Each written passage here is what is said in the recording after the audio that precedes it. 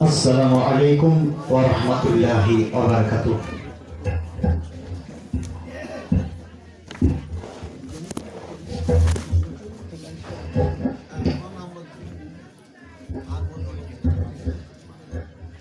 আহমাদুকা আল্লাহুম্মা ইয়া মুজিবা কুল্লি সাইল ওয়াসসালাতু ওয়াসসালামু আলা মান হুয়া আফদালুল ওয়াসাইল وعلى آله وأصحابه ذوي الفضائل أما بعد فقد قال الله تعالى في كلامه المجيد بسم الله الرحمن الرحيم ورفعنا لك ذكرك صدق الله العلي العظيم وصدق رسوله النبي الأمين المكين المتين الكريم بعده في الشان حبيبه الكريم إن الله وملائكته يصلون على النبي يا أيها الذين آمنوا صلوا عليه وسلموا تسليما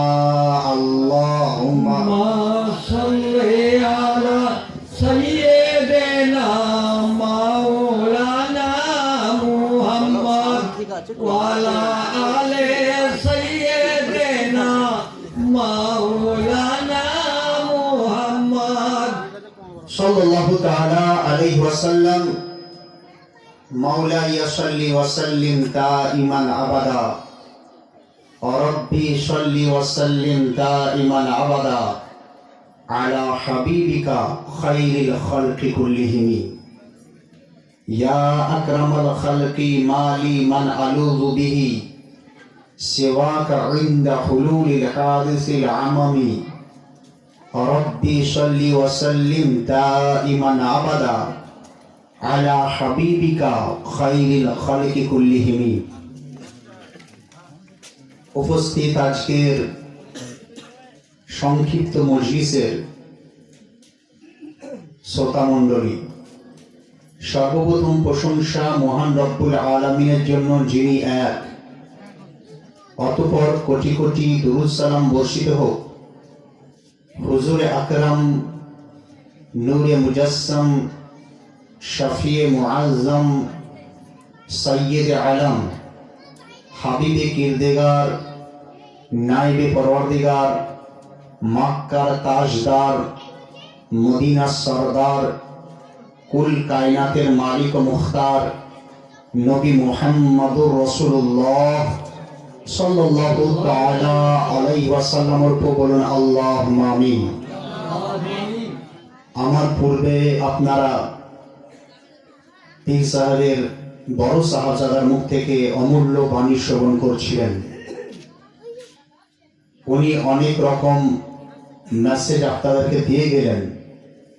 আমি একজন ইসলামিক স্কলার হিসাবে কিছু মেসেজ আপনাদের 1 ঘন্টার মধ্যে দেবো ইনশাআল্লাহ। আপনাদের অনুরোধ, রিকোয়েস্ট যে আপনারা শোনার চেষ্টা করবেন।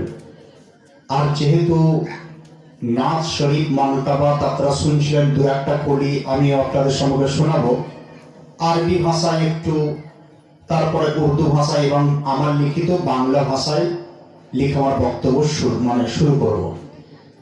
নাচ শরীফ পড়া এটা হচ্ছে সাহাবী রাসূলের সুন্নাত। সাহাবীরা নাচ পড়তেন, আর নাচ শরীফ শোনা রাসূলুল্লাহ সুন্নাত সাল্লাল্লাহু আলাইহি ওয়াসাল্লাম। তাহলে হুজুরের সুন্নাত আদায় হয়ে যাবে, সাহাবীদের সুন্নাত আদায় হয়ে যাবে।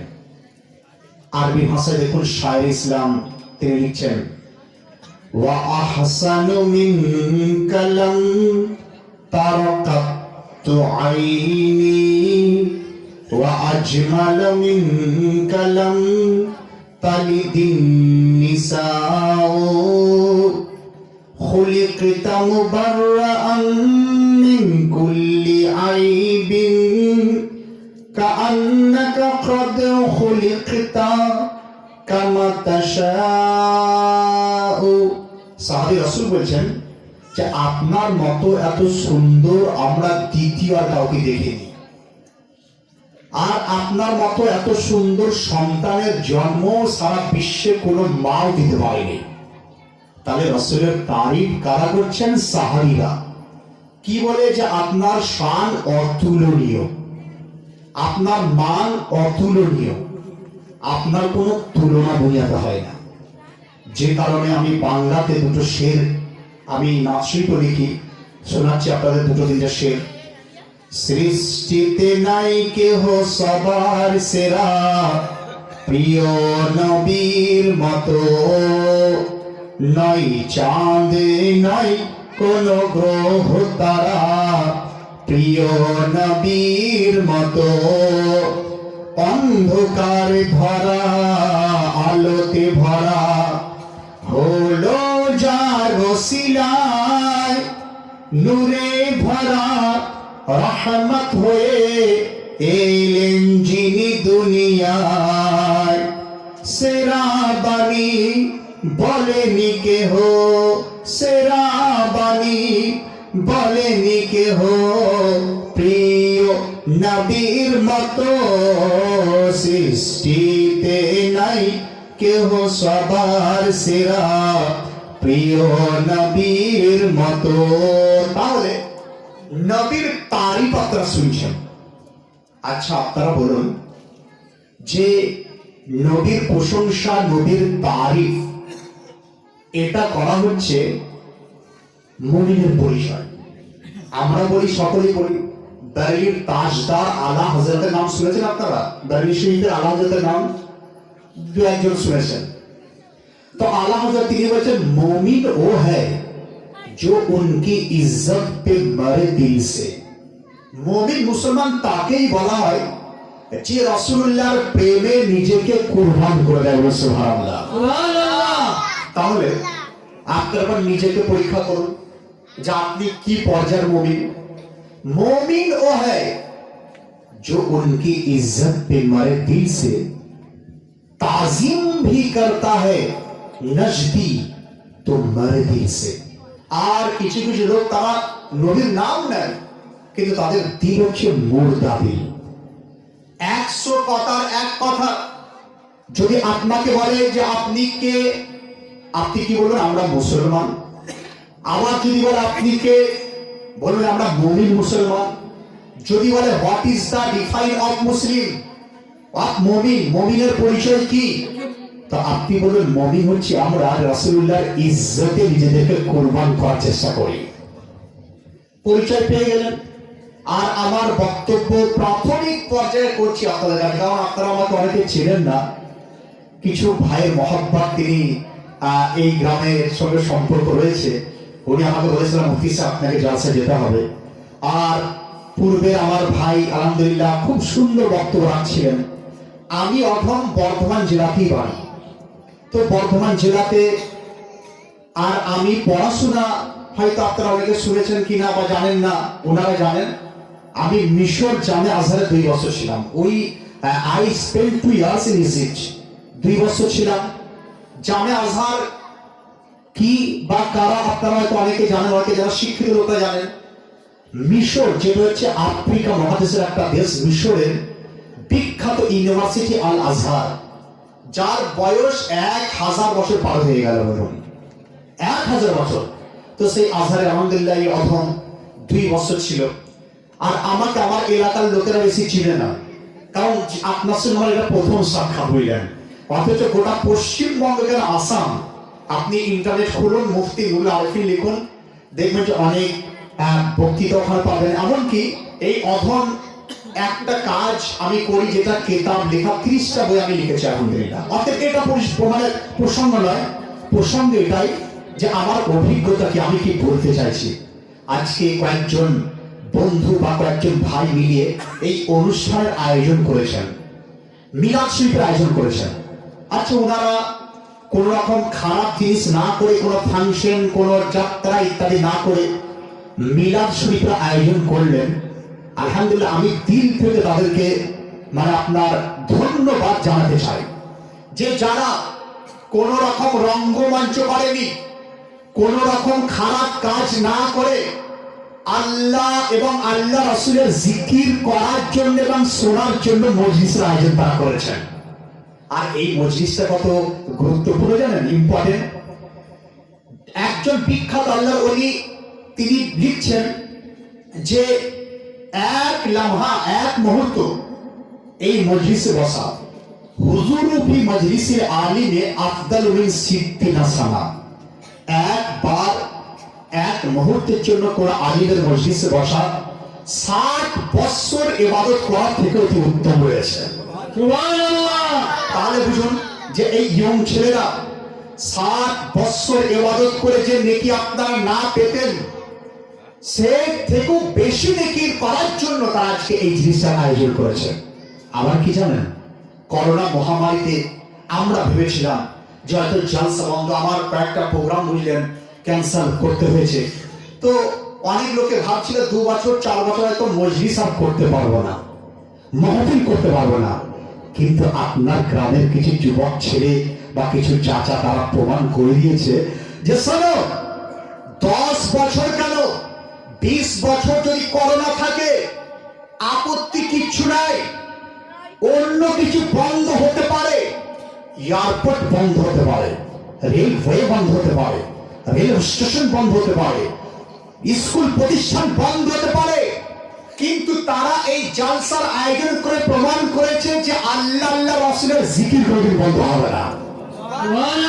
আল্লাহ রাসূলের জিকিরকে কোনোদিন বন্ধ করা যাবে না, ইম্পসিবল। তাহলে তাদেরকে আমি অন্তর থেকে ধন্যবাদ জানাই যে যারা একটা মজলিস করে আমাদেরকে আর আপনার সঙ্গে আমাদের সাক্ষাতের জন্য একটা রাস্তাকে করে দিয়েছে। মহামারী কিসের জন্য? আমার বক্তব্য বুঝলেন ইন্টারন্যাশনাল এবং ন্যাশনাল লেভেলে আমি একটু করার চেষ্টা করি, আপনাদেরকে কিছু কিছু ঝলক বা কিছু কিছু বোঝানোর চেষ্টা করবো। যদি বোঝেন ভালোই, আর যদি একটু বুঝছেন না তাহলে আবার সুর, কারণ কি আমাদের এলাকার লোকেরা সুর করে বক্তা মানে আমাদের ভালোই বক্তা, অতএব সেই দিকে আমি যাচ্ছি, একটু শোনার চেষ্টা করুন। করোনা মহামারীর কারণটা কি? অনেক লোক বলে চাই না, সে হচ্ছে কারণ, অনেকে বলছে এই কারণ সেই কারণ, কিন্তু আমার অভিজ্ঞতা আপনাকে বলি, ওলামায়ে কেরাম আলিমের দিন তাদের অভিজ্ঞতা বলি, what is the reason for this virus, এই করোনার কারণটা কি? তো প্রত্যেকেই এটা আমরা মানে লক্ষ্য করেছি, দৃষ্টিপাত করেছি। আচ্ছা আপনারা বলুন যে আল্লাহ রাব্বুল আলামিন আমাদেরকে মানুষ করে তৈরি করেছেন, মানুষের মধ্যে উত্তম মুসলমান করে তৈরি করেছেন, মুসলমানদের মধ্যে উত্তম সুন্নি মুসলমান করে তৈরি করেছেন, যারা রাসূল পাকের প্রতি দরুদ ও সালাম আমরা পেশ করি। আচ্ছা, আমাদের জন্য কত রকম ভ্যারাইটিস আল্লাহ পাঠিয়েছে। দেখুন খাবারের ভ্যারাইটি যদি আপনি আলোচনা করেন, খাবারের মধ্যে দেখুন ফলকে নিয়ে নেন, ফলের জন্য আপেল, নাশপাতি, আম, জাম, লেবু ইত্যাদি ইত্যাদি। আপনি যে লিস্ট করেন, লিস্ট করে শেষ করতে পারবেন না। আমি বললাম লিস্ট পরে করবেন, আগে বলুন যে আম, জাম, কাঁঠাল, নাশপাতি, লেবু, বাতাবি ইত্যাদি ইত্যাদি আল্লাহ কাদের জন্য দিয়েছেন? কাদের জন্য? আল্লাহ কি খান এগুলো? না, আল্লাহ খাওয়া থেকে পবিত্র। ফেরেশতাদের জন্য করেছেন? না, ফেরেশতাদের জন্য করেননি। তাহলে ফলের varieties only for Muslim, only for man, মানুষের জন্য তিনি করেছেন। তাহলে আমরা খাই, আমাদের জন্য ভ্যারাইটিস, ফলের ভ্যারাইটিস। আবার দেখুন ঠান্ডার সময় এক ফল, আবার গরমকালের জন্য অপর ফল, আবার ঠান্ডা গরমে আলাদা ফল। এই যে ভ্যারাইটিস অনলি ফর আস, আমাদের জন্য। খাবারে শুধু ফলের ভ্যারাইটিসের কথাই চিন্তা করুন, তাহলে আমাদের জন্য তিনি দিয়েছেন। আবার বাঙালি বাঙালি লোক আমরা ভাত খেতে পছন্দ করি, ভাতের সঙ্গে ডাল, শাক, মাছ ইত্যাদি ইত্যাদি। পশ্চিম দিকে আপনি চলে যান, যত পশ্চিমে যাবেন ভাতের পরিমাণ কমতে কমতে রুটির পরিমাণ বাড়তে শুরু হয়ে যাবে। পাঞ্জাব চলে যান, ভাতের গল্প শেষ, যেখানে রুটি আর রুটি। পাকিস্তান চলে যান, ভাত রুটি। আমি ইজিপ্টে, মিশর দেখেছিলাম, তারা আবার ফুল খেতে ভালোবাসে। ফুল মানে ছোলা টোলা ইত্যাদি মিশিয়ে বুঝলেন সেই বিরিয়ানি চাল দিয়ে একটা খাবার তারা খুব পছন্দ করে, তাকে ফুল তার নাম দেয়, তাই ফুল খেতে পছন্দ করে। আচ্ছা আপনি বলুন যে দুনিয়ার মানুষ, দেশ পরিবর্তন, তাদের খাবার পরিবর্তন হয় কাদের জন্য? শুধু মানুষের জন্য আল্লাহ দিয়েছেন। তাহলে খাবারের মধ্যে এত আইটেম। আবার দেখুন শীতকালে কত রকম ড্রেস, গরমকালে কত রকম ড্রেস ইত্যাদি ইত্যাদি। সবই মানুষের জন্য। নিঃশ্বাস প্রশ্বাস নেবেন, বাতাসের মধ্যে বিভিন্ন গ্যাস, সমস্ত গ্যাসের মধ্যে থেকে যেটা সুটেবল অক্সিজেন আমরা গ্রহণ করি, তাহলে বোঝা গোলমাল করছে ছেলেগুলো, যদি অসুবিধা একটু বললেন তা আমি বন্ধ করে বক্তব্য বললাম। কারণ এই আমি জানি যে একটু ভিতরে যাওয়ার চেষ্টা করলেই কিন্তু আমার ছেলেরা বা কিছু ছেলেরা বোঝার চেষ্টা করে না। বোঝার চেষ্টা করো, এই মজলিসকে বলা হয়েছে, রাসূল পাক তিনি ইরশাদ করেন যে মজলিসে দরুদ পড়া হয়, যে মজলিসে আল্লাহ রাসূলের গুণগান করা হয়, সেখান থেকে একটা সুগন্ধ আসমানে উঠতে শুরু করে। আসমানের ফেরেশতারা বলে যে এটা কোথাকার সুগন্ধ? তো সঙ্গে সঙ্গে তারা বলে যে এটা ওই গ্রাম থেকে আসছে যেখানে আল্লাহ এবং তার হাবিবের জিকির করা হচ্ছে, আল্লাহ এবং তার হাবিবের নামে দরুদ শরীফ পড়া হচ্ছে। তাহলে এত ইম্পর্টেন্ট মজলিস গোলমাল করবেন না, তাহলে বরকত খতম হয়ে যায়। রব্বুল আলামিন আমাদেরকে শোনার চেষ্টা মানে তৌফিক দান করুন। একবার দরুদ শরীফ পড়ুন, আমি আমার বক্তব্যে ফিরে যাবো। আল্লাহুম্মা সাল্লি আলা সাইয়্যিদিনা মাওলানা মুহাম্মদ ওয়া আলা আলি সাইয়্যিদিনা মাওলানা মুহাম্মদ। আল্লাহুম্মা সাল্লি আলা সাইয়্যিদিনা মাওলানা মুহাম্মদ ওয়া আলা আলি সাইয়্যিদিনা মাওলানা মুহাম্মদ সাল্লাল্লাহু তাআলা সাল্লাম। তাহলে আপনারা বুঝতে পারছেন, আর এই মজলিস হচ্ছে শুধুমাত্র বাচ্চা নয়, বাচ্চা থেকে চাচা আর ছোট থেকে বড় সবাই কিন্তু এই মজলিসে থাকেন। আমি তো বলি যে এই মজলিস হচ্ছে ম্যান মেকিং সেন্টার, যেখানে মানুষের ক্যারেক্টারকে শুধরানো যায়। আচ্ছা, আপনারা তো ওয়াজ জালসা অনেক শুনেছেন, আপনারা কি এটা জানেন, শুনেছেন যে এতদিন আগে আপনারা শুনেছিলেন যে কোরআন শরীফ হচ্ছে সমস্ত সমস্যার সমাধান, সমস্ত সমস্যার সমাধান কোরআন থেকে, এটা সঠিক কথা। কিন্তু আপনারা জানেন না যে কারণে আজ বিপদ আপনার বাড়িতে। মা বোনেরা অনেক সময় এটা অনুরোধ করেন যে মৌলানা সাহেব একটা তাবিজ লিখে দেন, পীর সাহেবের ছেলের কাছে পীর সাহেব করেন তাবিজ লিখে দেন। আমি বললাম কি কারণে? বলছে বাড়িতে অশান্তি। আমি বললাম শুনুন, সমস্ত অশান্তি দূর হয়ে যাবে যদি তোমার পরিবেশটাকে ইসলামিক পরিবেশ তোমরা করতে পারো। ইসলামিক পরিবেশ করনি, রোগ তোমার বাড়িতে চলে এসেছে। ইসলামিক পরিবেশ করনি, তোমার ছেলে অন্য কালচারে চলে গেছে। আমরা মুসলমান, মুসলমান কালচার, মুসলমান কাদেরকে বলা হয় একটু শোনার চেষ্টা করুন। মুসলমানের সংজ্ঞা কি? আপনাদেরকে জিজ্ঞাসা করলে কিছু কিছু ছেলে বলে মৌলানা সাহেব মুসলমান শুধু গরুর গোশত ভক্ষণ করার নাম মুসলমান। আমি বললাম না, গরুর গোশত ভক্ষণ করার নাম মুসলমান নয়।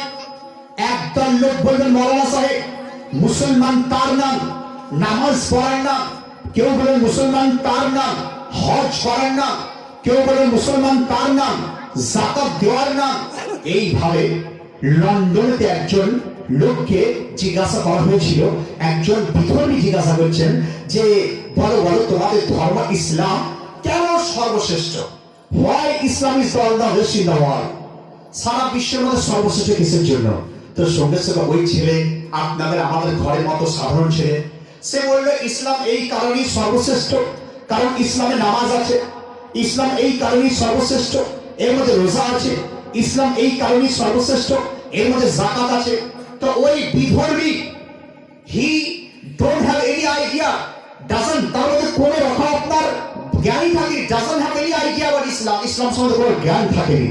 কিন্তু সে ইসলামকে জেনেছিল, পড়েছিল।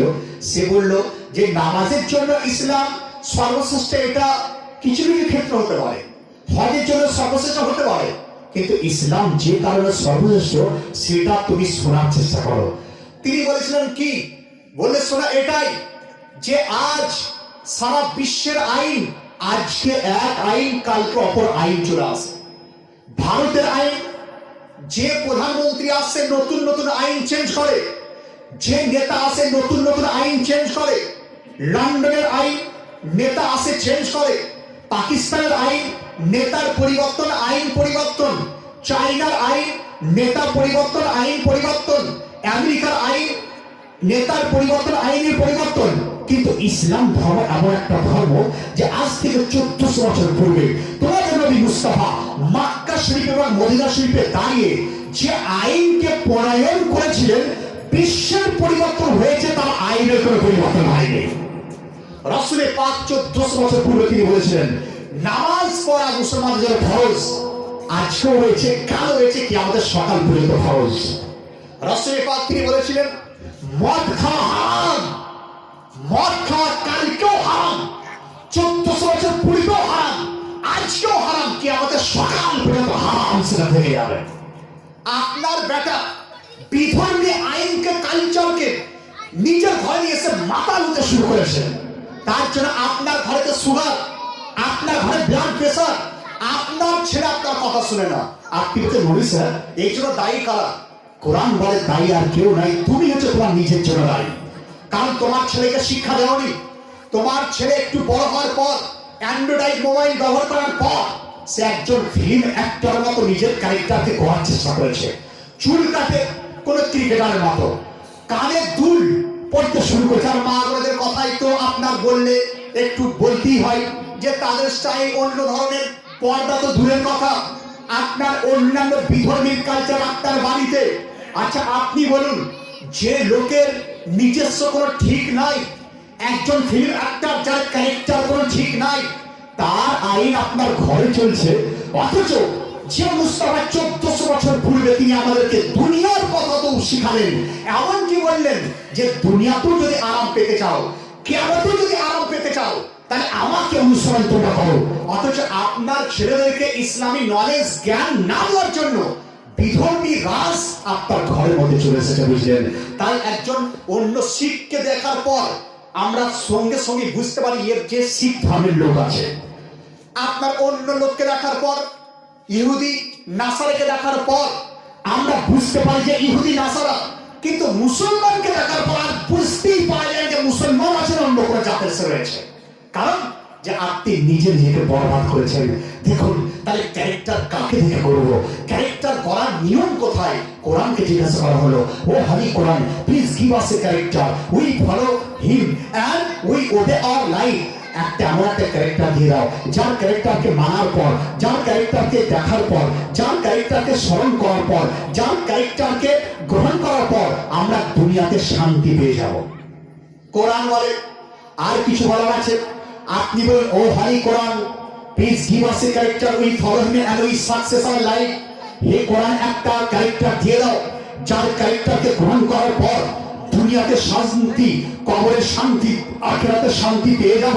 কোরআনকে জিজ্ঞাসা করলো, হে কোরআন, একটা ক্যারেক্টার দিয়ে দাও, যে ক্যারেক্টারকে গ্রহণ করার পর আমার স্ত্রী আমার কথা শুনবে, আমার ছেলেরা আমার কথা মানবে, আমার ঘরেতে শান্তির হাওয়া বইবে। কোরআন বলছে আর কিছু বলার আছে? তো আপনি আবার এভাবে বললেন যে আমার একটা ক্যারেক্টার দিয়ে দাও, যে ক্যারেক্টারকে দেখার পর, যে ক্যারেক্টারকে গ্রহণ করার পর আমি দুনিয়াতে থাকবো, কিন্তু জান্নাতের শান্তি আমি পেয়ে যাব। কবরে যাব, যাওয়ার পর জান্নাতের হাওয়া বয়ে যাবে, জান্নাতি বিছানা পেয়ে যাব, জান্নাতি খাবার খেতে পারবো। সঙ্গে সঙ্গে কোরআন বলে দেয় যে আর কোনো ক্যারেক্টার নাই, একটাই ক্যারেক্টার, অনলি ওয়ান ক্যারেক্টার। একটা ক্যারেক্টার এমন রয়েছে যে ক্যারেক্টারকে মানলে দুনিয়াতেও শান্তি, কবরেও শান্তি, আখিরাতেও শান্তি পেয়ে যাবে। কোন ক্যারেক্টার? তো কোরআন বলে, লাকাদ কানা লাকুম ফি রাসূলিল্লাহি উসওয়াতুন হাসানাহ। নবী মুস্তাফার ক্যারেক্টার, নবী মুর্তজার ক্যারেক্টার এমন একটা ক্যারেক্টার, যার ক্যারেক্টারকে মানলে দুনিয়াতেও শান্তি, কবরেও শান্তি, আখিরাতেও শান্তি পাওয়া যায়। তাহলে আপনারা বুঝতে পেরে গেলেন যে মুসলমান আমরা, মুসলমান আমরা, এই কারণে আমাদের উচিত নিয়ম, মানে আমরা বাধ্যতামূলক আমাদের মুস্তাফার আইনকে মানতেই হবে। মুসলমান কাকে বলা হয়? স্যাক্রিফাইস টু দা অলমাইটি আল্লাহ। সে তার রবের জন্য নিজেকে স্যাক্রিফাইস করে দেবে। তাহলে মুসলমান তাকেই বলা হয় যে নিজের রবের জন্য স্যাক্রিফাইস করবে। মুসলমান তাকেই বলা হয় যে নবী মুস্তাফার জন্য স্যাক্রিফাইস করবে। তাহলে আপনি বলুন যে আল্লাহর জন্য নিজেকে কুরবান, রাসূলুল্লাহর জন্য নিজেকে কুরবান, আল্লাহর হুকুমকে মান্য করব, রাসূলুল্লাহর হুকুমকে মান্য করব, এটাই মুসলমানের সংজ্ঞা, মুসলমানের ডিফাইন।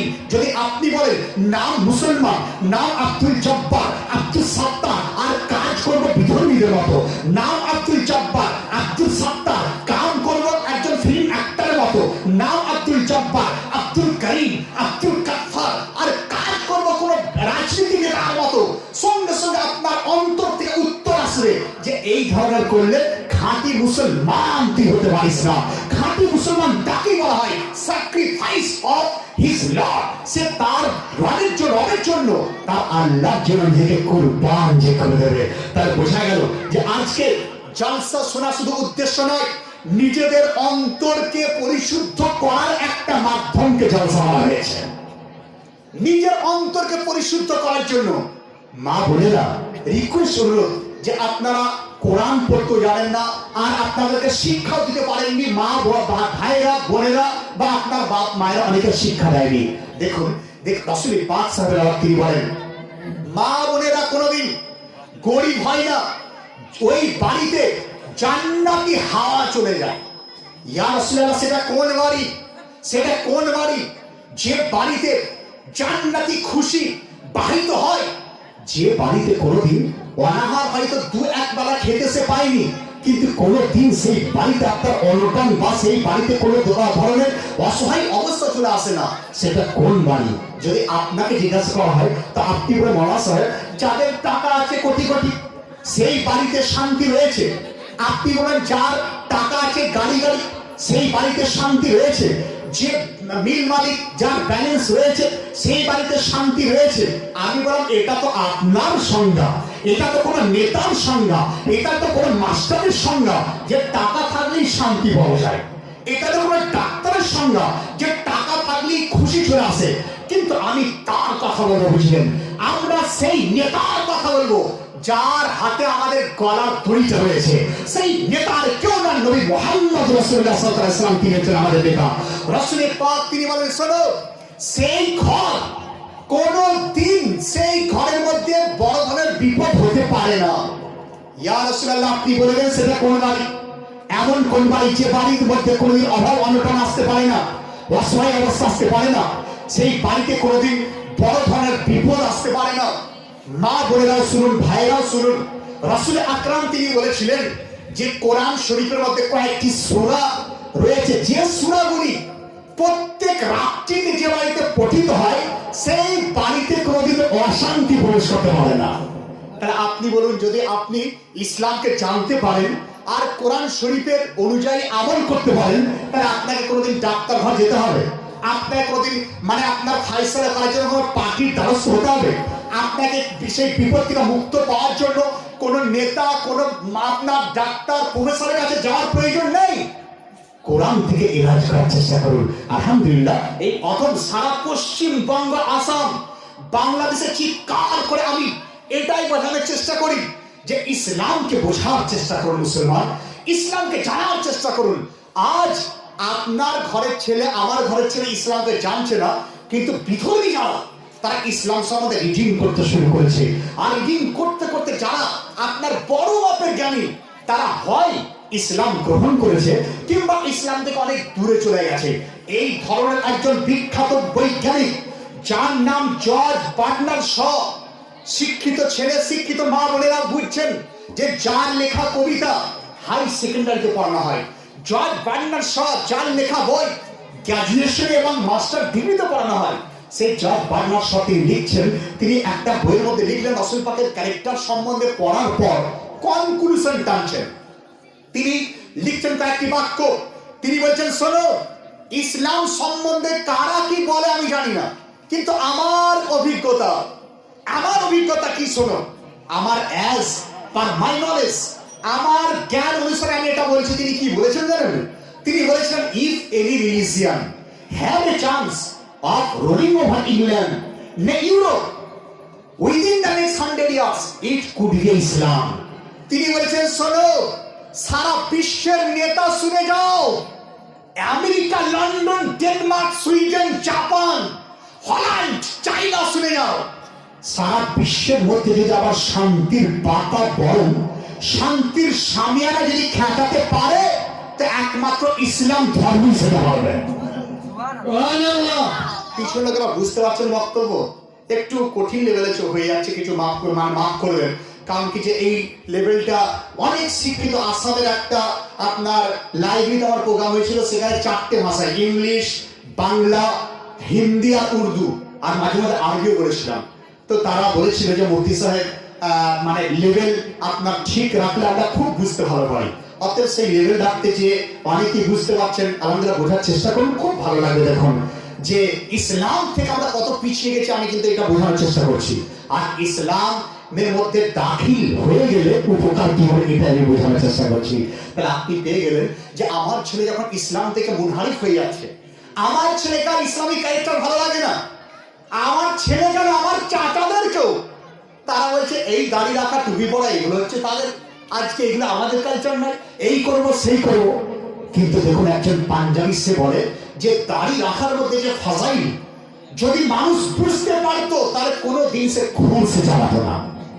বিধর্মীদের কথা থেকে আপনি দেখুন আজ রাসূল পাকের আইন সারা বিশ্বে আম হয়ে যাবে। একটা পয়েন্ট আপনাদের হেডলাইন করে দিই যে রাসূল পাকের জিকির, রাসূল পাকের সুন্নাত সারা বিশ্বে আম হয়ে যাবে। কেউ ফল পাবে, কেউ পাবে না, কেউ জানবে, কেউ জানবে না। উদাহরণস্বরূপ সূর্য, সানকে দেখুন, সূর্য আল্লাহর সৃষ্টি মাখলুক, সূর্যের আলো সারা বিশ্বের মধ্যে পড়ে। সূর্য কি দেখে যে এটা গরিব মানুষ তার বাড়িতে করবো না, এটা ধনী মানুষ তার বাড়িতে দেবো না, এটা আপনার মুসলমান তার বাড়িতে দেবো না, এটা অমুক তার বাড়িতে দেবো না? সূর্য কিন্তু বাছবিশ করে না, কারণ যে রব্বুল আলামিনের মাখলুক, সূর্যকে সৃষ্টি করা হয়েছে সকলকে আলোকিত করার জন্য। আবার দেখুন যে আপনার চাঁদের আলো অনুরূপ বাছবিশ করে না। সমুদ্রতে আপনি চলে যান, সমুদ্রেতে যে আপনি বলবেন যে আমি মুসলমান, পানি দাও পানি দাও, আপনাকে যেমন পানি দেয়, একটা চার পাই জন্তু কুকুর যদি হেঁটে গিয়ে পানি মুখ পড়ায়, সেও পানি সেখানে পেয়ে যায়। পানির মধ্যে বাছবিশ করে না। আমার মুস্তাফা নবী, মুস্তাফা রহমত এত মানে অসি আল্লাহ দিয়েছেন, এত বাড়িয়েছেন ওনার সম্মানকে, যে সারা বিশ্বে ওনার চর্চা আম হয়ে যাবে। তো আপনার সূত্র সেখান থেকে আমরা জানতে পারছি বলি যে ওখান থেকে বেরিয়ে এসেছে, আর কে যে জানতে পারছে না সে বলতে পারে না। উদাহরণস্বরূপ আমি অ্যাজ এ টিচার, আমি একটা হাই স্কুলের টিচার, আপনারা জানেন না, এই নালে জানেন বা আমার সুবিধা থাকে তারা জানেন, আমি ইংলিশও পড়াই, 9 ইংলিশ আমি পড়াই, বুঝলেন তো। যাই হোক, তো হয়েছে কি যে রাসূল পাক সাহেবের আওলাকে রহমত সারা বিশ্বেতে রয়েছে। আপনি বলেন কিভাবে, একটু বুঝিয়ে দেন, একটু বোঝানোর চেষ্টা করুন, একটু বোঝার চেষ্টা করুন। যে একটা বাচ্চা জন্মানোর পর সে বলছে পানি পানি, মাম মাম ইত্যাদি করছে, তো আপনি বুঝে নিলেন যে সে পানি চাইছে। আচ্ছা, বাচ্চার কি আপনার গ্রামার নলেজ থাকে তার মধ্যে যে আমি পানি পান করবো কি আমি পানি খাবো এইভাবে বলতে হবে সে কি জানেন? জানে না। কিন্তু আপনি বুঝে নিচ্ছেন যে মা বলছে মানে সে পানি চাইছে। তাতে এবার আপনি শিক্ষিত লোক, যখন একটা গ্র্যাজুয়েট লেভেলের মানুষ সে ভাবে যে ওর মামের উদ্দেশ্য আমি পানি খাবো। একজন মা 4 পাস করা সে বলে পানি চাইছে ইত্যাদি ইত্যাদি। তাহলে জ্ঞানী লোক সে বিচার করবে জ্ঞানের দিক দিয়ে। এরপরে আপনি যে পয়েন্ট আপনার কাছে নিয়ে আসছি, সুন্নাত, রাসূল পাকের যে সুন্নাত গুলো আমরা দেখি দুনিয়াতে চলছে, আমি চোখ বন্ধ করি বলি এটা রাসূলুল্লাহর বাড়ি থেকে তৈরি হয়েছে, রাসূলুল্লাহ সুন্নাত। এবার কেউ মানছে কেউ মানছে না, সে তার ব্যাপার। উদাহরণ বলে দিই, ডান হাতে খাওয়া, ডান হাতে খাওয়া আর কোন নেতার আপনি পাবেন না। যদি আপনি বলেন যে তার বাড়ি থেকে এই আইনটা তৈরি হয়েছে, আমি চ্যালেঞ্জ করছি নুরুল আরেফিন, আমি একজন, আমার নাম হচ্ছে নুরুল আরেফিন রাজবি আজহারি, জামে আজহারে 2 বছর ছিলাম। যদি আপনি বলেন যে ডান হাতে খাওয়ার নিয়মটা আমার মুস্তাফা ব্যতীত আর কেউ তৈরি করেছে, মানে এক কথায় যারা ইসলামী লিডার বা পূর্বের আম্বিয়া তারা ব্যতীত কোন বিধর্মীর বাড়ি থেকে তৈরি হয়েছে যদি বলতে পারেন 1 লাখ টাকা প্রাইজ আমি দেবো। আমি হাদিস শরীফ পড়ার পর জানতে পারলাম রাসূল পাকের হাদিস বুখারী শরীফের মধ্যে বিদ্যমান। আমি বুখারীর তরজমা করছি বাংলা ভাষাতে। তো সেই বুখারীতে আপনার বিদ্যমান রাসূল পাক তিনি ইরশাদ করেছেন প্রত্যেকটি কাজ ডান হাতে করতে হবে, ডান দিকে শুরু করতে হবে, কয়েকটা কাজ ব্যতীত। তাহলে আপনি পেয়ে গেলেন ডান দিক থেকে শুরু করা, ডান হাতে খাওয়া। আজকে যারা বিধর্মী তারাও ডান হাতে খায়, কিন্তু আপনি মুসলমান হয়ে যখন দেখছেন যে রাসূলুল্লাহ সুন্নাত পালন করছে, আপনি নেকি পাচ্ছেন, আর সে মানছে না, তার জন্য সে নেকি পাচ্ছে না, কিন্তু সে মানতে বাধ্য হয়ে যাচ্ছে। রব্বুল আলামিন তিনি কোরআনুল মাজিদের মধ্যে বলেন ওয়া রাফা'না লাকা যিকরা, হে হাবিব আপনার মানকে, আপনার জিকিরকে আমি আল্লাহ বাড়িয়েছি। কেমন বাড়িয়েছি? যে সারা বিশ্বে তোমার আইনকে আমি আম করে দেব। তাহলে একটা পয়েন্ট আপনি পেয়ে গেলেন। ডান হাতে খাওয়া, ডান হাতে আপনার পরিবেশন করা। আজকে আপনার ছেলে শ্যামসুন্দর বাজারেতে বাঁ হাতে ঘপটা করে পানি পান করছে, সে কিন্তু আমার মানে রাসূলুল্লাহ সুন্নাতকে অমান্য সে করছে, তার জন্য সে ফল ভোগ করবে, কিন্তু সুন্নাত সে ডান হাতে খাওয়া। তাহলে আপনি পেয়ে গেলেন ব্যারলি তাজদার আলা হযরত তিনি বলেন জিক্র উনকা আম হয়ে হি যায়গা, রাসূল পাকের চর্চা আম হয়ে যাবে। তাহলে একটা পেলেন। 2 নাম্বার দেখুন, আজ থেকে 2 বছর পূর্বের কথা, খুব আপডেট মেসেজে যাচ্ছি কারণ টাইম আমাকে 1 ঘন্টা দেওয়া হয়েছে, তার মধ্যে মাত্র 20 মিনিট হয়েছে আছে হয়ে যাবে 1 ঘন্টা থেকে। তো 20 মিনিট আর কি বলবো ছাড়বো, একটা অসুবিধা আছে। তো মেন কয়েকটা পয়েন্ট আউট আপনাদের বলে দিই, তাহলে আপনারা বুঝতে পারবেন। তাহলে ডান হাতে খাওয়া রাসূলুল্লাহ সুন্নাহ। আমি কয়েকদিন পূর্বে দিনাজপুর যাচ্ছি প্রোগ্রাম করতে, উত্তর দিনাজপুর, এই কয়েকদিন পূর্বে। তো বর্ধমান স্টেশনে যখনই আপনার 2 নম্বর প্ল্যাটফর্ম ট্রেন আসবে, তো স্টেশনে উঠছি, তো দেখছি যে একটা বাক্য লেখা আছে, সেখানে লেখা আছে cleanness is the medicine of all diseases. Cleanness is the medicine of all diseases. তো আমি দেখলাম, দেখার পরে কিন্তু কে কি ভাবলো পরে কথা, আমার সঙ্গে সঙ্গে মন চলে গেল রাসূলুল্লাহ হাদিসের প্রতি। বাংলা অর্থ পরিচ্ছন্নতা প্রত্যেকটি রোগের ওষুধ। Cleanness is the medicine of all diseases. পরিচ্ছন্নতা প্রত্যেকটা রোগের ওষুধ। তা আমি অন্তর থেকে তো ভাবলাম যেটা আমার রাসূলুল্লাহর বাণী। লোককে জিজ্ঞাসা করে, লোক বলছে এটা ভারতের প্রাইম মিনিস্টারের বাণী, অমুকের বাণী, তমুকের বাণী। আমি বললাম প্রাইম মিনিস্টারকে জিজ্ঞাসা করে ধার কোথায় করেছে, সে হয়তো নিজেই জানে না যে বাণীটার প্রতিষ্ঠাতাকে। যখনই প্রতিষ্ঠাতা করতে জিজ্ঞাসা করলাম, হাদিসের দিকে আমার নজর চলে গেল, বুঝলেন। আলহামদুলিল্লাহ, আমি 12 বছর আরবি নিয়ে পড়েছি, আর এইদিকে ডবল এমএ। নিজের পরিচয় দেওয়ার নয় বারবার, কারণ আপনাদেরকে বলার উদ্দেশ্য এটাই যে আপনারা আমার বক্তব্য শুনছেন, কমসে কম দেখবেন যে আপনারা বুঝতে পারছেন যে না মানে ইনি কোন লেভেলে বক্তব্য রাখতে চাইছেন, এটা হচ্ছে আমার উদ্দেশ্য, বুঝলেন। তো আমি 2 বছর কেরালায় ছিলাম, সেখানে আরবি ইংরেজি ভাষার উপরে পারদর্শিতা। তারপরে জামিয়া আজহার মিশরে, সেখানে আরবি, এবং সেখানে আমেরিকা ইউনিভার্সিটি ব্রাঞ্চ থেকে আমি স্টার কোর্স করেছিলাম, বুঝলেন। তো যাই হোক, তো যখনই আমার চোখ হাদিস শরীফের দিকে চলে গেল, আমার মুস্তাফা আজ থেকে 1400 বছর পূর্বে তিনি বলেছিলেন আন-নাদাফাতু মিনাল ঈমান। আজকে তো আপনার দেশের প্রাইম মিনিস্টার ঝাড়ু হাত দিয়ে সে বলে যে সাফাইয়ের কাজ করি, সে বলছে স্বচ্ছতা ভারত, স্বচ্ছ ভারত কথা সে বলে। আমি বললাম শোনো, ঝাড়ু দিয়ে রাস্তা পরিষ্কার করা যায়, মানুষের অন্তরকে পরিষ্কার করা যায় না। কিন্তু আমার মুস্তাফা তিনি বলেছিলেন যে তোমরা মসজিদে যখন আসবে, তোমাদের অন্তর যেন পরিষ্কার থাকে, কাপড় যেন পরিষ্কার থাকে, মসজিদ যেন পরিষ্কার থাকে, তবেই তুমি প্রকৃত নামাজি তুমি হতে পারবে। তো আমি হাদিসের দিকে নজর দিলাম, রাসূলের পাক তিনি বলেছিলেন আন নাযাফাতু মিনাল ঈমান, পরিচ্ছন্ন থাকা এটা ঈমানের অঙ্গের মধ্যে রয়েছে। তাহলে বুঝতে পারলেন যে cleanness is the medicine of all disease. ইংরেজি ভাষা যেটা লেখা আছে, এর লেখক যেই হোক না কেন, সূত্রপাত আমার মুস্তাফার বাণী থেকে হয়েছিল। রাসূলুল্লাহের ইজাদ, উদ্ভব তিনি করেছিলেন। মা বোনেরা, বোঝার চেষ্টা করুন। তাহলে ইসলামকে জানলে বুঝলে কত আপনার মানে পরিত্রাণ পাওয়া যায়, কত ভালো। দেখুন, এরপরে আপনার করোনা ভাইরাসের যখনই আপনার লক্ষণ দেখা গেল, বললো যে ক্লিন ইউর হ্যান্ডস, তোমার হাত পরিষ্কার করো, হাত পরিষ্কার করো। তো আমি স্কুলে মাস্টার টিচার হিসাবে দেখলাম যে স্কুলের মধ্যে মিড ডে মিলের আগে সবারই হাত পরিষ্কার করা হচ্ছে। তো আমি জিজ্ঞাসা করলাম যে কেন হাত পরিষ্কার করা হয়। তো আমাকে একজন মাস্টার বলছে, কলিগ বলছে, মানে জানেন স্যার, ব্যাপার হচ্ছে হাত পরিষ্কার করা, এটা হচ্ছে এটা সার্কুলার একটা আইন বেরিয়েছে যে হাতকে পরিষ্কার করতে হবে। আমি বলে হাত পরিষ্কার করলে কি হবে? বলে হাত পরিষ্কার করলে হাতের মধ্যে কোনো জাম যাবে না, জীবাণু যাবে না। আর করোনা ভাইরাস থেকে মুক্তি পেতে গেলে, প্রোটেক্ট হতে গেলে তা করতে কি হবে? বলছে যে আপনার WHO সে বলেছে যে যত বেশি হাত পরিষ্কার করবে তত ওই ভাইরাস থেকে মুক্তি পাওয়া যাবে। যখনই এই কথা চারিদিকে এলান হচ্ছে, তারা কিন্তু এটা জানে না বা তাদের নলেজও নাই যে এই কথা সূত্রপাত আমার মুস্তাফা করেছিলেন। কিন্তু একজন মুসলমান হিসাবে, অ্যাজ এ মুসলমান লিডার, আমার তো জানা প্রয়োজন রয়েছে। আপনি একজন নামাজি হিসাবে আপনার তো বোঝার প্রয়োজন রয়েছে। একজন মুসলমান রমণী হিসাবে আপনার তো জানা প্রয়োজন রয়েছে যে কথা এলো কোথা থেকে, আবিষ্কার করলো কে। যখনই হাদিসের দিকে আমি নজর দৌড়ালাম, হাদিসের দিকে নিজের চোখকে দিয়ে গেলাম, সঙ্গে সঙ্গে দেখলাম যে একজন মুসলমান নামাজ পড়ে, দিনে ক ওয়াক্ত নামাজ পড়ি আমরা, 5 ওয়াক্ত, মাশাআল্লাহ উত্তর দিয়েছেন, খুব খুশি হলাম যে যা কমসে কম 5 ওয়াক্ত নামাজ পড়তে হয়।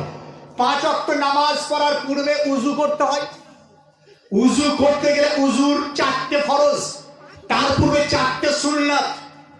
তো 4টে সুন্নাতের মধ্যে সর্বপ্রথম যেটা সুন্নাত সেটা হচ্ছে হাত ধৌত করা। হাত ধৌত করা, কবার হাত ধৌত করতে হয় শোনার চেষ্টা করুন। 3 ওয়াক্ত চাচারা বললেন আলহামদুলিল্লাহ, আল্লাহ আপনাদের ইলম বাড়িয়ে দিক, জ্ঞান দিক, গুনাহ থেকে আপনাদেরকে আল্লাহ হেফাজত রাখুন, বলুন আমিন। হাত ধৌত করতে হয় 3 ওয়াক্ত।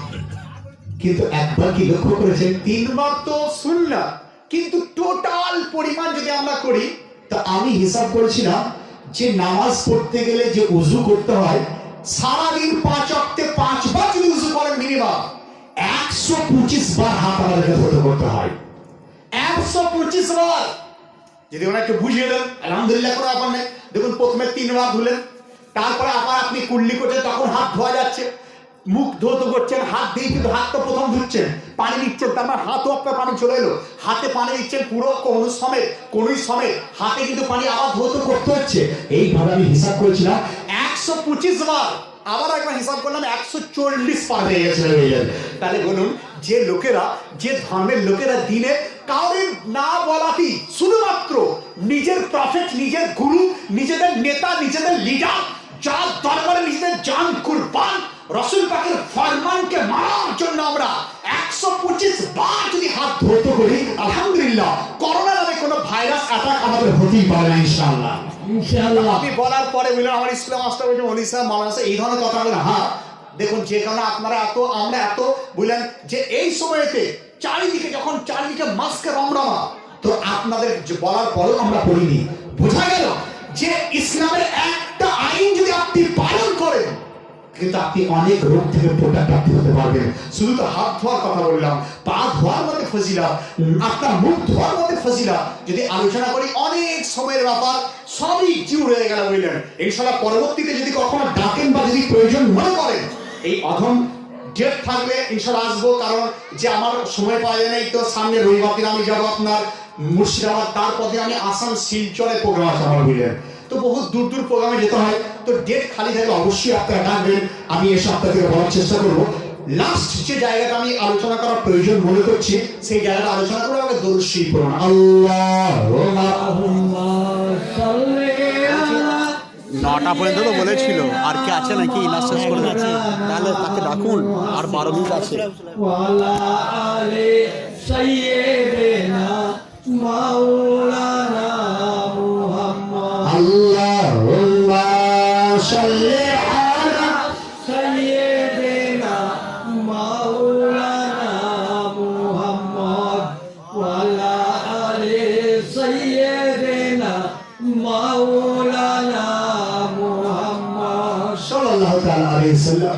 আর 12 মিনিট কি 10 মিনিট নেক্সট বক্তা চলে আসার পরে ইনশাআল্লাহ আমি বক্তব্য সমাপ্ত করে দেবো, বা তার আগেই হয়তো সমাপ্ত করতে পারি টাইম হয়ে গেলে। আপনাদের একটু মন দিয়ে শোনার চেষ্টা করুন। মা বোনেরা, আপনাদের ঘরে আপনি কিন্তু ঘরকে সাজাতে পারবেন। আপনি বলেন হাউ ক্যান ইট পসিবল, এত সোনা দানা তাতে কিছু সাজছে না। বললাম না, সোনা দানাতে বিপদ ডাকতে পারে, বিপদ আসতে পারে। দেখুন আমরা অনুকরণ করি আউলিয়া কেরামদের, কে মানে না মানে তার কথা বলি না, আমরা মানি। কারণ যে আউলিয়া ওলি ব্যতীত আপনি এক রাস্তা চলতে পারবেন না। আমাদেরকে যে রাস্তা দেখিয়েছিলেন আল্লাহর ওলিদের রাস্তা, তাই আমরা রাসূলুল্লাহর রাস্তাকে পেয়েছি। তো আল্লাহর ওলিদের রাস্তা সঠিক রাস্তা, বেস্ট ওয়ে, স্ট্রেট ওয়ে, সঠিক রাস্তা। তো যাই হোক, তো আল্লাহর ওলিদেরকে আমরা মানি। আর আল্লাহর ওলিদেরকে মানা, কোরআনকে জিজ্ঞাসা করা হোক, এই কোরআন তুমি বলে দাও যে ওলিদেরকে মানা এটা কি। তো কোরআন সঙ্গে সঙ্গে আমাদের এলান করে দেয় যে তোমরা কি করো, ওয়াকুনু মা'আস সাদিকিন, সত্যবাদীদের সাথী হয়ে যাও। এখানে সত্যবাদী বলতে আল্লাহর ওলিদেরকে বোঝানো হয়েছে। সত্যবাদী বলতে বেরেলির তাজদার আলা হযরত ইমাম ইশকে মোহাব্বতকে বোঝানো হয়েছে। সত্যবাদী বলতে গাউসে আজমকে বোঝানো হয়েছে। সত্যবাদী বলতে ভারতের রাজা আজমিরি খাজা কে বোঝানো হয়েছে। হয়েছে? সত্যবাদী বলতে হযরত আলী শের খোদাকে বোঝানো হয়েছে। সত্যবাদী বলতে হযরত ইমাম হাসান ইমাম হুসাইনকে বোঝানো হয়েছে। সত্যবাদী বলতে পাক পাঞ্জাতনকে বোঝানো হয়েছে। সত্যবাদী বলতে রাসূলুল্লাহ সাল্লাল্লাহু আলাইহি ওয়াসাল্লামকে বোঝানো হয়েছে। তাহলে কোরআন আমাদের ডিক্লেয়ার করে দিল সত্যবাদীকে ধরো। যদি আপনার এলাকায় কোনো মৌলবি বলে সত্যকে ধরতে হবে না, এই মাজার যা চলবে না, উজবুক ছাড়া দ্বিতীয় কেউ কথা বলতে পারে না। আজ ইমান চোর অনেক চলে এসছে বললেন। আলহামদুলিল্লাহ, এই অধমকে আপনি স্মরণ করবেন।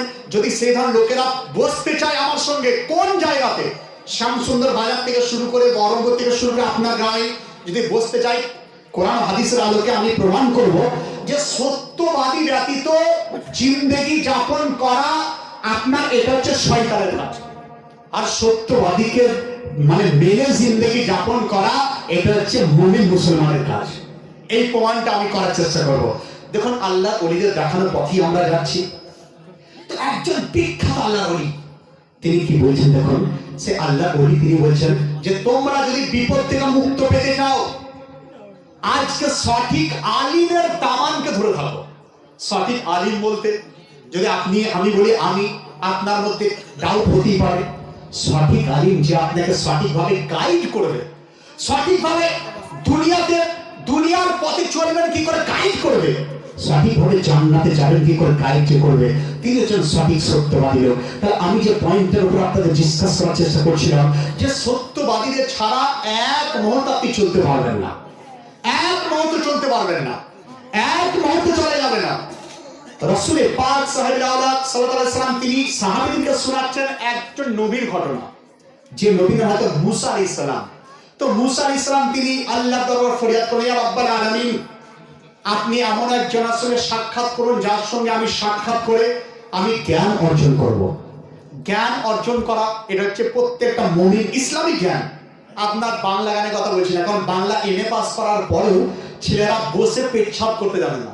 আমি দেখেছি এমএ পাস করার পর সে কি দাঁড়িয়ে পেচ্ছাপ করছে। কিন্তু ইসলামিক জ্ঞান যদি একদিন কোন আলিমের সান্নিধ্যে যায়, সে এটা জানতে পারে যে দাঁড়িয়ে পেচ্ছাপ করা এটা বিধর্মীদের আইন, আর বসে পেচ্ছাপ করা এটা মুসলমানের আইন। তাহলে ইসলামিক নলেজ এক মুহূর্ত যদি আলিমের দরবারে থাকেন বুঝতে পেরে যাবেন। আজকাল আপনার ছেলে আমার ছেলে তারা এদিক সেদিক, আর মা বোনেরাও তারা আপনার ইসলামিক নলেজে থাকছে না বলে। দেখুন, একজন বিখ্যাত আল্লাহর আউলিয়া মহিলা ছিলেন। সেই মহিলা তিনি খাবার খাচ্ছেন, হঠাৎ মানে খাবার যখনই মুখে তুলছেন বাইরে থেকে একজন ভিক্ষুক চলে এসছে। আসার পর আওয়াজ দিচ্ছে যে বেটি কিছু খাবার থাকলে দে। তো ওই মেয়ে করলেন কি, নিজের লোকমা মুখে না তুলে থালা সহ, গরিব মানুষ তখনকার দিনে আপনার একবেলা খেতে হতো, একবেলা খাবার পাওয়া যেত না, সমস্ত প্লেটকে নিয়ে সে আল্লাহ মানে ওই ভিক্ষুকের হাতে দিয়ে দিলেন। আপনারা তো এটা শুনেছেন লোকেরা বলে যে দান করলে কমে যায়, আপনারা এটা শুনেছেন নেতারা বলে যে দান করলে কমে যায়, আপনারা অনেক জমিদার রয়েছেন, যদি আমরা বলি যে যাকাত দিতে হয়, ফিতরা দিতে হয়, ইত্যাদি ইত্যাদি, তো আপনি বলেন কমে যাবে।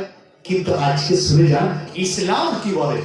ইসলাম বলে যে দান করলে কমে না, দান করলে বরঞ্চ বেড়ে যায়, দান করলে বেড়ে যায়। আমরা তার কথা বলি যে রাসূল পাক সাহাবায়ে গায়েবের সংবাদদাতা। কোরআন শরীফে 7টি আয়াত রয়েছে বুঝলেন, যার মধ্যে প্রমাণ গায়েবের সংবাদ তুমি মুস্তাফা দিতে পারে। যদি কোনো মৌলবি বলে পারে না, আমার সঙ্গে চ্যালেঞ্জ, 7টি আয়াত তাকে আমি গুনে রাখাবো বুঝলেন। কোরআন শরীফ সূরা রহমান 27 পারা আয়াত নম্বর 1, তার মধ্যে আল্লাহ রাব্বুল আলামিন তিনি বলেন আর রহমানু আল্লামাল কোরআন। রব্বুল আলামিন রহমান, যিনি তার হাবিবকে কোরআন শিক্ষা দিয়েছেন। আর কোরআন শরীফের মধ্যে কি রয়েছে, কোরআন শরীফের মধ্যে যেমন হাজির জ্ঞান রয়েছে তেমনি গায়েবের জ্ঞান রয়েছে। তাহলে কোরআন শরীফের একটা আয়াত প্রমাণ করলো যে রাসূল পাক তিনি গায়েবের সংবাদদাতা। যদি কোনো মৌলবি বলে গায়েবের খবর নবী দিতে পারে না, কোরআনের অস্বীকারী তারা, আর কোরআন অস্বীকারী তার জন্য প্রত্যেকটা মুফতির ফতোয়া সে পাক্কা জাহান্নামী সরে আছে। আলহামদুলিল্লাহ, একজন মুফতি হিসাবে সুন্নি জামাতের মুফতি গোটা বর্ধমান জেলা কেন গোটা পশ্চিমবঙ্গ আমি চ্যালেঞ্জ করে দিয়ে যান যে কেউ যদি একটা আয়াত প্রমাণ করতে পারে 1 লাখ টাকা প্রাইজ। যদি বলেন যে গায়েবের খবর জানতো না, প্রমাণ করে দেবেন সঠিকভাবে কোরআন হাদিসের তাফসীরের আলোকে আরবি ভাষাতে তাকে আলহামদুলিল্লাহ 1 লক্ষ টাকা দেওয়ার দায়িত্ব আমার। আর আমি 7টি আয়াত দেখো, বুঝলেন, যার মধ্যে আল্লাহ রাব্বুল আলামিন তিনি ইরশাদ করেন যে গায়েবের সংবাদ নবী মুস্তাফাকে প্রদান করা হয়েছে। কোরআন শরীফের মধ্যে আল্লাহ ইরশাদ করেন, ওয়া আল্লামাকা মা লাম তাকুন তা'লাম ওয়া কানা ফাদলুল্লাহি আলাইকা আযীমা। হে মুস্তাফা, আপনাকে সেই জ্ঞান প্রদান করা হয়েছে যে জ্ঞান আগে দেওয়া হয়নি।